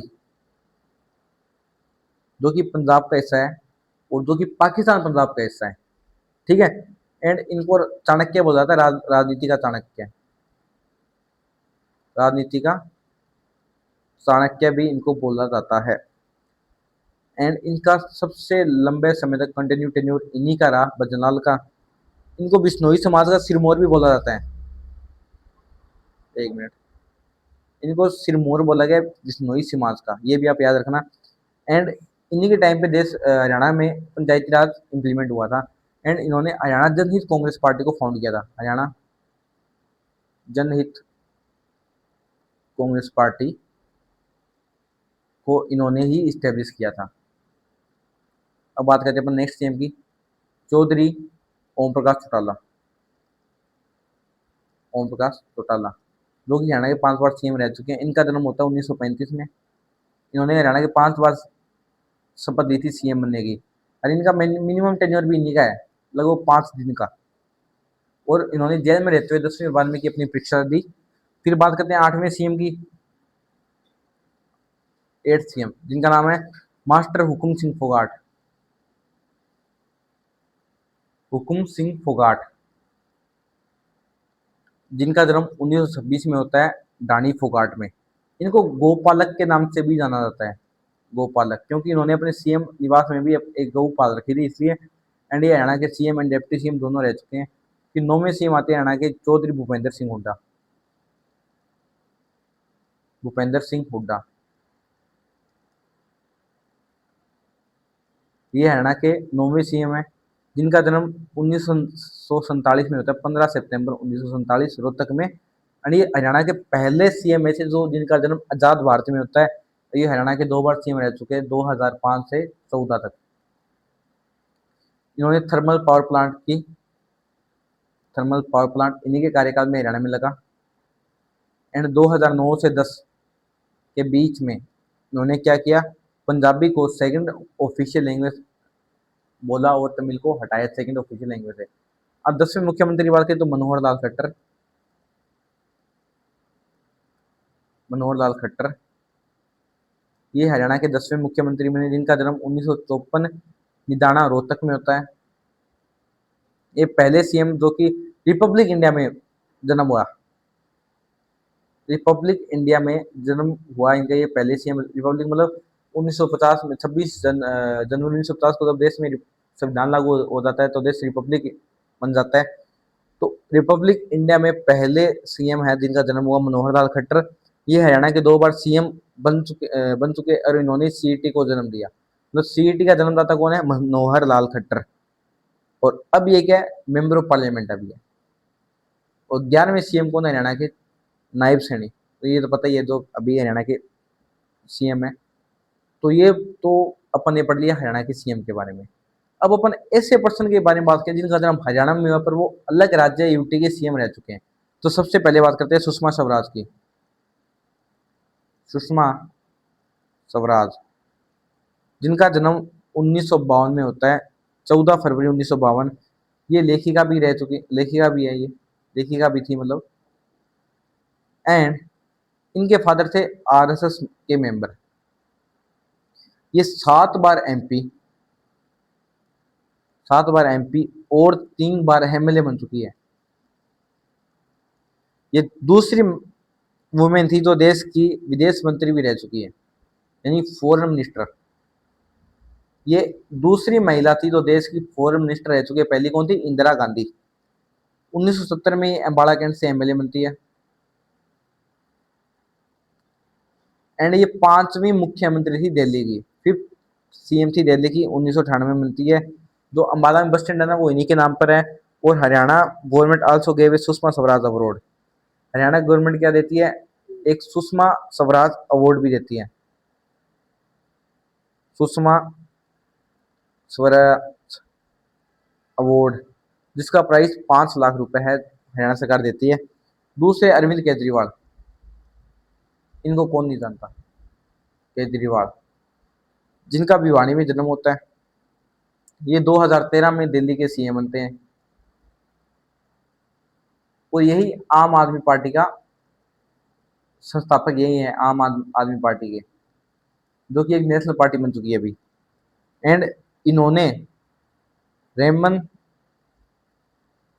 मैगसेसे अवार्ड जीता है। मतलब हरियाणा का एक ऐसा व्यक्ति जिसको रेमन मैगसेसे अवार्ड मिला, वो कौन है, अरविंद केजरीवाल। ठीक है। और रेमन मैगसेसे अवार्ड को Nobel prize of India sorry Asia बोला जाता है। अब बात करते हैं डेप्यूटी सीएम की। डिप्टी सीएम कौन कौन रह चुके हैं, नेक्स्ट हेडिंग है डिप्टी सीएम। तो ये पहली बात तो डिप्टी सीएम कॉन्स्टिट्यूशन में मेंशन नहीं है। टोटल 6 व्यक्ति ऐसे जो डिप्टी सीएम का तरह काम कर चुके हैं। पहले थे चांदराम। चांदराम जब ये पूछा जा सकता है जब ऐसे कौन से डिप्टी सीएम जिनके टाइम पे ये सीएम थे, या ऐसे कौन से सीएम जिनके टाइम पे ये डिप्टी सीएम थे। तो चांदराम क्या थे, झज्जर से थे और ये डिप्टी सीएम बने थे। तब इनके टाइम पे सीएम कौन थे, राव वीरेंद्र सिंह, ये आप याद रखना। दूसरे डिप्टी सीएम बने मंगल सेन। जब मंगल सेन डिप्टी सीएम बने तब चौधरी देवलाल क्या थे, सीएम थे। चौधरी देवलाल तब सीएम थे और ये रोहतक से बिलोंग करते हैं। और मंगल सेन से 2 चीजें रिलेटेड है। पहला, रोहतक एलिवेटेड रेलवे ट्रैक्स, जो कि इंडिया में पहला एलिवेटेड रेलवे ट्रैक था, इन्होंने बनवाया था। एंड दूसरा, डॉक्टर मंगल सेन एलिवेटेड रोड। ये दो चीजें हैं तो इनसे रिलेटेड है एलिवेटेड रोड। तीसरे बने B D Gupta, deputy CM तीसरे बने बी डी गुप्ता, जो भिवानी जिले से बिलोंग करते हैं। इनके टाइम पे सीएम कौन थे? चौधरी देवीलाल। चौथे बनते हैं हुकुम सिंह फोगाट, इनके टाइम पे ओम प्रकाश चौटाला जी सीएम थे। पांचवें बनते हैं चंद्र मोहन बिश्नोई, चंद्र मोहन बिश्नोई, ये कौन थे? पांचवें डिप्टी सीएम थे। इनके टाइम पे कौन थे? भूपेंद्र सिंह हुड्डा सीएम थे। अब छठे थे दुष्यंत सिंह चौटाला, दुष्यंत सिंह चौटाला। इन्होंने लार्जेस्ट, इनका लार्जेस्ट टेन्योर था डिप्टी सीएम, और ये मनोहर लाल खट्टर के टाइम पे डिप्टी सीएम थे, और सबसे यंगेस्ट डिप्टी सीएम भी यही है, यही रह चुके हैं। अब अपन बात करते हैं हरियाणा की प्रेजेंट काउंसिल ऑफ मिनिस्टर के बारे में। Council of minister total Haryana में कितने मेंबर होते हैं काउंसिल ऑफ मिनिस्टर के? 14 मिनिस्टर काउंसिल ऑफ मिनिस्टर के पार्ट होते हैं, मतलब 14 एमएलए को काउंसिल ऑफ मिनिस्टर बनाया जाता है। तो पहली बात कर लेते हैं पहले नायब सिंह सैनी, जो चीफ मिनिस्टर भी है, नायब सिंह सैनी। इनके पास कौन से मंत्रालय है? इनके पास मंत्रालय है होम का, home, planning, housing for all,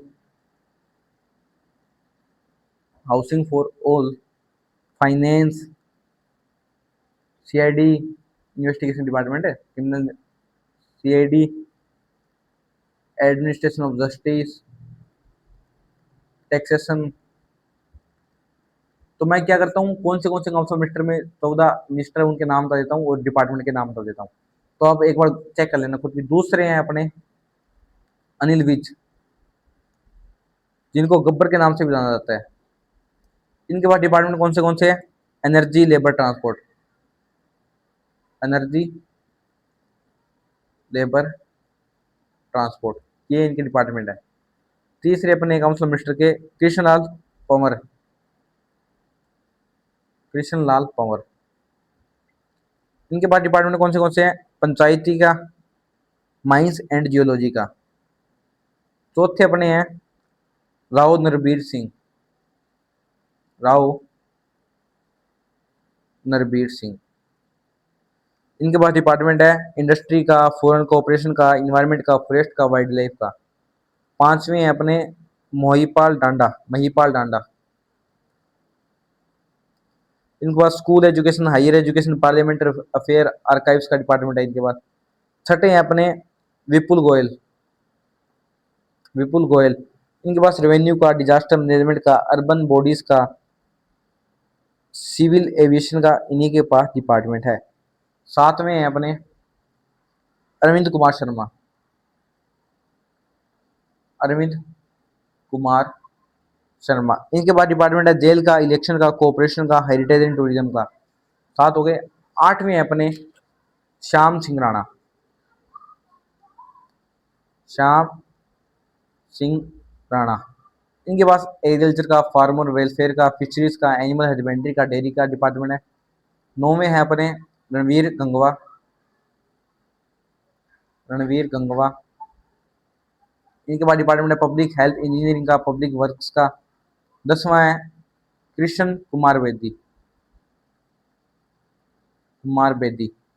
इनके पास सोशल जस्टिस, एम्पावरमेंट ऑफ एससीज and BCs welfare, hospitality, Antyodaya.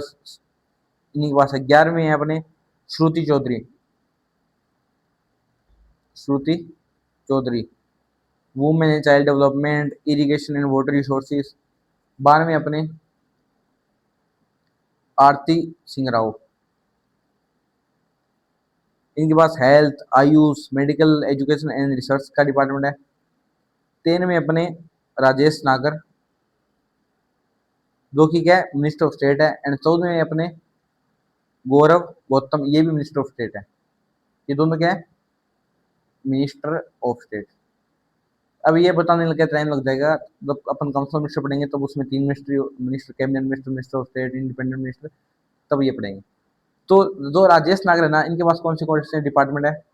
Printing, stationery, food, civil supplies, consumer affairs, ये एक इंडिपेंडेंट चार्ज है इन सभी का। एंड गौरव गौतम के पास कौन से डिपार्टमेंट है, लॉ एंड लेजिस्लेटिव जो कि अटैच्ड है।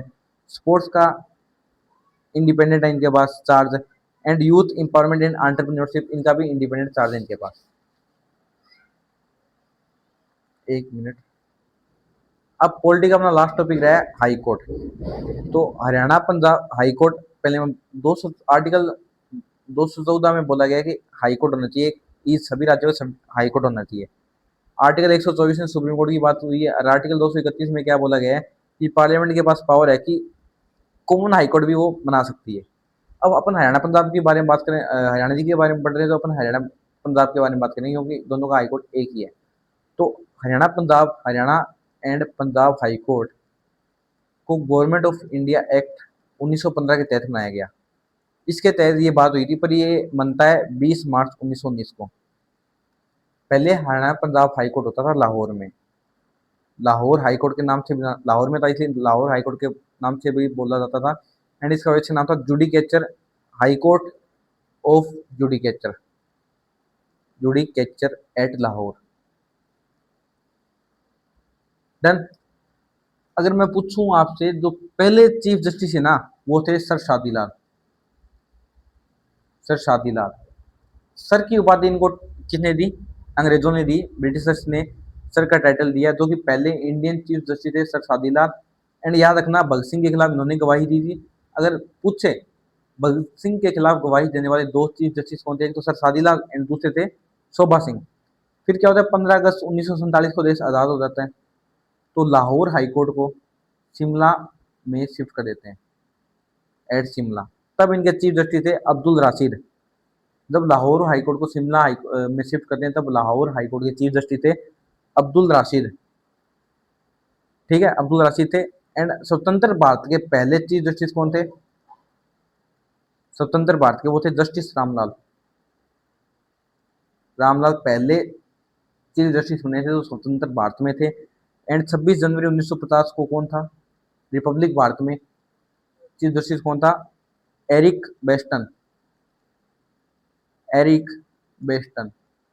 एंड दिल्ली में भी पंजाब हाईकोर्ट की बेंच है, 1952 से ये वो तो। फिर 17 जनवरी 1955 में क्या करते हैं, तो हाईकोर्ट की सीट शिमला से चंडीगढ़ शिफ्ट कर देते हैं,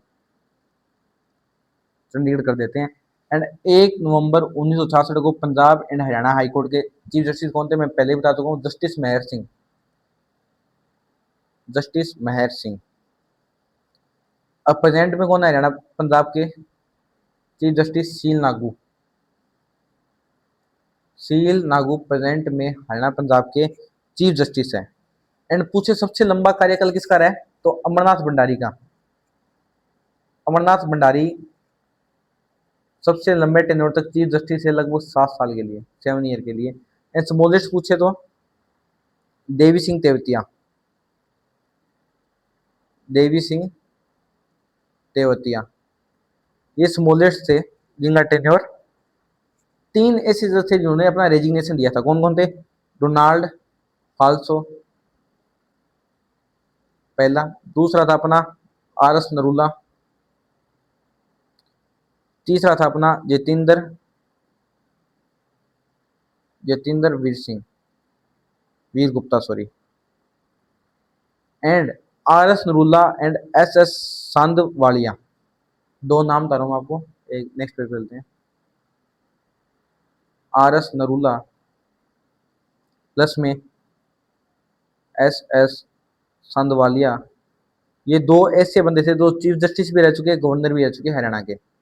done. And V Ramaswamy,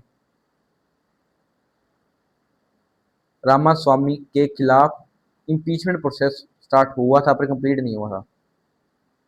done. अगर पूछे आपसे पहले एडवोकेट जनरल कौन थे, फर्स्ट एडवोकेट जनरल जो कि गवर्नमेंट को रिप्रेजेंट करते हैं कोर्ट में, जब केस कुछ वो गवर्नमेंट के खिलाफ, फर्स्ट एडवोकेट जनरल पूछे तो कौन थे, बाबू आनंद स्वरूप, आनंद स्वरूप। एंड पहली फीमेल, फर्स्ट फीमेल जज कौन थी, किरण आनंद पाल, किरण आनंद पाल पहली महिला जज थी। अब बात करते हैं जो पंजाब हाईकोर्ट के अंदर कोर्ट आते हैं, तो पहले आता है डिस्ट्रिक्ट कोर्ट। डिस्ट्रिक्ट कोर्ट में भी दो चीज, session court and civil court. Civil court तो जो सिविल मामलों के लिए होता है, सेशन कोर्ट होता है क्रिमिनल के लिए। जब क्रिमिनल प्रोसीडिंग चले तो सेशन कोर्ट, तो सिविल प्रोसीडिंग चले तो सिविल कोर्ट। फिर आता है रेवेन्यू कोर्ट। रेवेन्यू कोर्ट जो कि लैंड रेवेन्यू से रिलेटेड केसेस हैंडल करता है। फैमिली कोर्ट, फैमिली कोर्ट ये इस्टेब्लिश हुआ था अंडर फैमिली कोर्ट एक्ट 1984। फिर आता है इन्वायरमेंटल कोर्ट। ये इन्वायरमेंटल प्रोटेक्शन एक्ट 1986 के तहत इस्टेब्लिश किया गया। एंड सबसे पहले ये दो ही जगह नाम है, हिसार एंड फरीदाबाद में सबसे पहले, हिसार एंड फरीदाबाद में सबसे पहले इस्टेब्लिश किया गया था। फिर जो हिसार वाला था ना, उसको कुरुक्षेत्र में ट्रांसफर कर दिया गया था। और जो फरीदाबाद में कौन से, जो देखो मैं ये बोल रहा हूँ, इन्वायरमेंट कोर्ट है ना, इन्वायरमेंटल प्रोटेक्शन एक्ट 1986 के तहत इस्टेब्लिश हुआ। ये हरियाणा में दो ही जगह हुआ, हिसार एंड फरीदाबाद। तो जो हिसार वाला ना, वो कुरुक्षेत्र को ट्रांसफर कर दिया गया था बाद में। एंड फरीदाबाद के अंदर कौन से आते हैं, पलवल, गुरुग्राम, नूह, रेवाड़ी, महेंद्रगढ़, भिवानी, चरखी दादरी, रोहतक, जींद, झज्जर। दोबारा बोल रहा हूँ मैं, पलवल, गुरुग्राम, नूह, रेवाड़ी, महेंद्रगढ़, भिवानी, चरखी दादरी, रोहतक, जींद, झज्जर। ये इतने जिले तो फरीदाबाद इन्वायरमेंट कोर्ट के अंदर आते हैं। बाकी जो बच्चे वो कुरुक्षेत्र कोर्ट के अंदर आते हैं। 1998 में क्या हुआ, एक बार स्पेशल इन्वायरमेंटल कोर्ट भी स्टेब्लिश किया गया था करनाल के अंदर, ये भी आप ध्यान रखना। 1998 में करनाल के अंदर स्पेशल इन्वायरमेंटल कोर्ट भी स्टेब्लिश कर दिया गया था। एक हसला, Haryana state legal service authority authority HSLSA, इसको कॉन्स्टिट्यूट मतलब इसको बनाया गया था under legal service authority act 1987 के तहत इसको बनाया गया। इसमें दो चीज़ हैं, ये इसने पहली बार तो लोक अदालत को ऑर्गेनाइज किया, लोक अदालत। एंड इसमें दो चीज़ होती है, एक तो होता है पेट्रोल इन चीफ जो कि चीफ जस्टिस शील नागू है, एंड एक होता है एग्जीक्यूटिव चेयरपर्सन जो कि मिसिस जस्टिस लिसा गिल है। ठीक है, दो बंदे होते हैं इसमें, पेट्रोल इन चीफ जो कि शील नागू है, एंड एग्जीक्यूटिव चेयरपर्सन कौन है, मिसिस जस्टिस लिसा गिल। अब बात करते हैं कुछ स्पेशल कोर्ट के बारे में बात करते हैं। तो पहला लोक अदालत जो कि सिविल कोर्ट के इक्वल होता है। ठीक है, पहले 4 थी एंड अब 15 है हरियाणा में। पहले 4 कहाँ थी, हिसार, रोहतक, गुरुग्राम, अम्बाड़ा। अब 15 कहाँ है, पहले 4 थी अब 15 है। 15 कौन सी, कुरुक्षेत्र, पानीपत, सोनीपत, यमुनानगर, पंचकुला, करनाल, सिरसा के अंदर फतेहाबाद भी आ जाता है, रोहतक के अंदर झज्जर आ जाता है, कैथल के अंदर जींद आ जाता है, फरीदाबाद के अंदर पलवल आ जाता है, भिवानी, रेवाड़ी के अंदर महेंद्रगढ़ आ जाता है, 4 वो, और गुरुग्राम के अंदर नूह आता है। तो सभी 22 जिले टोटल 15 लोक अदालत के अंदर आते हैं। तो अभी गूगल कर लेना कौन से हैं। तो ये तो रटने वाली चीज़ें इसलिए मैं नहीं लिख रहा। फिर एक स्पेशल कॉमर्शियल कॉमर्शियल कोर्ट बनाया गया 2017 में गुरुग्राम के अंदर, इन गुरुग्राम। वो जो Haryana state legal service authority ना, जो HSLSA, Haryana state legal service authority, ये स्कीम ने क्या दी है कुछ, जैसे एक है legal aid prosecution model development scheme. Development scheme, इसमें क्या क्या होता है कि ये हेल्प करती है जो वुमेन और चिल्ड्रन, क्या करती है, जिनके रेप केसेस होते हैं ना, उनकी हेल्प करती है इस स्कीम के अंडर। दूसरी स्कीम आती है कानूनी सहायता सहायता कानूनी सहायता क्लिनिक योजना, जो legal aid clinic scheme, English में इसका नाम क्या है, लीगल एड क्लिनिक स्कीम, एक ही लेके आती है हरियाणा, हरियाणा एडमिनिस्ट्रेटिव ट्राइब्यूनल, ये भी आप याद रखना। फिर वर्चुअल कोर्ट भी आता है, वर्चुअल कोर्ट 2019 में आता है फरीदाबाद के अंदर। ये ट्रैफिक केसेस के लिए लेके आया जाता है स्पेशली। फिर मोबाइल कोर्ट जो कि मूव कर सके जिनकी बेंच, ये नूह डिस्ट्रिक्ट के अंदर इस्टेब्लिश की जाती है 2007 के अंदर। और इंडिया में पहले हरियाणा में आती है मोबाइल कोर्ट वाली ये, ठीक है। और इसका इनोग्रेशन करते हैं चीफ जस्टिस ऑफ इंडिया के जी बालाकृष्णा। उस टाइम पे के जी बालाकृष्णा कौन थे, चीफ जस्टिस थे इंडिया के, वो ही इसको इनोग्रेट करते हैं, ठीक है। अब नेक्स्ट पेज पे चलते हैं। अब बात करते हैं ग्राम न्यायालय की। ग्राम न्यायालय, ये ग्राम न्यायालय बिल पास होता है, उसके तहत बनती है, बिल पास होता है 2008 के अंदर। ये ड्रीम था doctor APJ Abdul Kalam, doctor Abul Pakir Jainulabdeen Abdul Kalam का ये ड्रीम था ग्राम न्यायालय, जो कि हरियाणा में ग्राम न्यायालय बिल पास होता है 2008 में। देन ये क्या करता है, क्रिमिनल केसेस भी ले लेता है, क्रिमिनल सिविल जो क्लेम और डिस्प्यूट होते हैं, ठीक है, जो कि first and second schedule of this act मतलब जो ये 2008 में एक्ट पास हुआ था ना, इसके पहले और दूसरे शेड्यूल में जो भी क्रिमिनल अपने सिविल क्लेम्स डिस्प्यूट कैसे डिस्कस हुए ना, उसको ये ट्राई कर सकती है, मतलब उन पे ये जजमेंट दे सकती है अपनी। टोटल 3 है हरियाणा में, बट 2 ही वर्किंग है। कौन सी 2 वर्किंग है, एक तो रानिया सिरसा के अंदर है एंड शाहबाद कुरुक्षेत्र के अंदर, शाहबाद कुरुक्षेत्र के अंदर। डन। पब्लिक प्रोसिक्यूटर जो कि सरकारी वकील होता है, ये कहाँ होते हैं, डिस्ट्रिक्ट कोर्ट के अंदर होते हैं। डिस्ट्रिक्ट कोर्ट के अंदर भी पब्लिक प्रोसिक्यूटर होता है। एंड अब बात करते हैं अपन एडवोकेट जनरल की, जो स्टार्टिंग में मैंने बात की थी, उसके बारे में और देख लेते हैं थोड़ा। एडवोकेट जनरल, आर्टिकल 76 बताता है attorney general of India. Attorney general of India बोलता है आर्टिकल 76, जो कि होता है हाईएस्ट लॉ ऑफिसर होता है कंट्री का। ये अटॉर्नी जनरल का काम क्या होता है, मान लो किसी बंदे ने गवर्नमेंट के खिलाफ केस कर दिया ना, तो वो गवर्नमेंट को रिप्रेजेंट करता है, उसके खिलाफ गवर्नमेंट की साइड से केस लड़ता है, ठीक है। तो उसी हिसाब से आर्टिकल 165 बोलता है कि एडवोकेट जनरल ऑफ स्टेट का के बारे में बताता है आर्टिकल 165, जो कि एमएलए के, इसको जो एडवोकेट जनरल है ना, इसको एमएलए के बराबर प्रिविलेज मिलते हैं, मतलब ये लेजिस्लेटिव असेंबली में जा भी सकता है, सुन सकता है, पर वोट नहीं कर सकता, जैसे अटॉर्नी जनरल की तरह। तो पहले कौन थे, बाबू आनंद स्वरूप बता दिया मैंने। इनको तमरा पात्र दिया था इंदिरा गांधी के द्वारा, ठीक है। फिर हवा सिंह हुड्डा, हवा सिंह हुड्डा जो कि 3 बार एडवोकेट जनरल बन चुके हैं, और इनका लार्जेस्ट टेन्योर था एडवोकेट जनरल ऑफ हरियाणा की, ठीक है।